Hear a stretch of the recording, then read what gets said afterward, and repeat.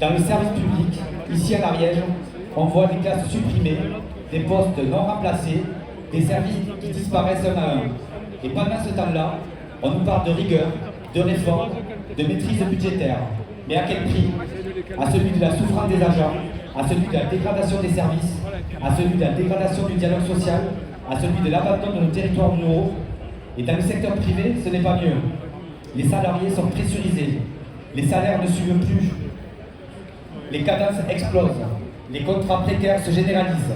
Et pourtant, les bénéfices grimpent, les dividendes tombent, et les grands patrons nous disent qu'il faut encore faire des efforts. Efforts, nous n'avons jamais cessé d'en faire.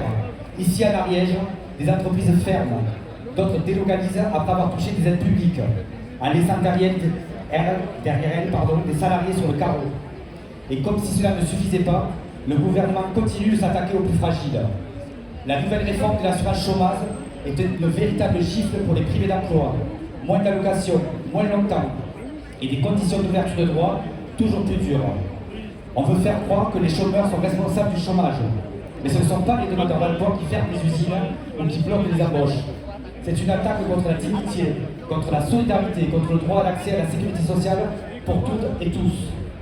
Force ouvrière exige le retrait immédiat de cette réforme punitive et injuste. Et comment ne pas parler des retraites? Souvenez-vous, en 2023, malgré une mobilisation historique à l'Ariège, le gouvernement a passé en force sa réforme. 64 ans, c'est l'épuisement organisé. Aujourd'hui, on voit déjà les effets.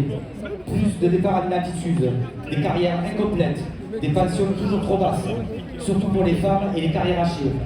Mais la lutte n'est pas finie. Nous n'oublions pas, nous n'acceptons pas, et nous continuerons à exiger le retour à 60 ans. Nous n'oublions pas non plus les retraités, souvent grands oubliés des politiques sociales. Leurs pensions sont bloquées, leur pouvoir d'achat s'effondre, et beaucoup vivent avec moins de 1 200 € par mois. Après une vie de travail, les retraités ne sont pas un coup, ils sont la mémoire de nos luttes, le soutien aux familles et des piliers de la solidarité intergénérationnelle. Force ouvrière exige la revalorisation immédiate des pensions, l'indexation sur les salaires et le respect dû à ceux qui ont construit ce pays. Public, privé, c'est le même combat. On se bat pour un salaire digne, dans des conditions de travail humaines, pour le respect, la considération, tout simplement. Camarades, on est du même camp, celui du travail. Et en face, c'est toujours le même cynisme, la même logique de profit, la même arrogance de ceux qui croient qu'on va se taire. Mais non, on ne va ni se taire, ni baisser la tête. Ici à l'Ariège, on n'a pas l'habitude de courber les chines. On a la mémoire des luttes, on a la force de la solidarité et on sait se battre. Quand il le faut, et aujourd'hui, il le faut. Ce n'est pas à nous de payer leur crise. Ce n'est pas à nous de renoncer à ce que nos anciens ont conquis par la lutte. Alors camarades, on continue, on s'organise, on résiste, on ne lâche rien, on ne baisse pas les bras et on se fait entendre.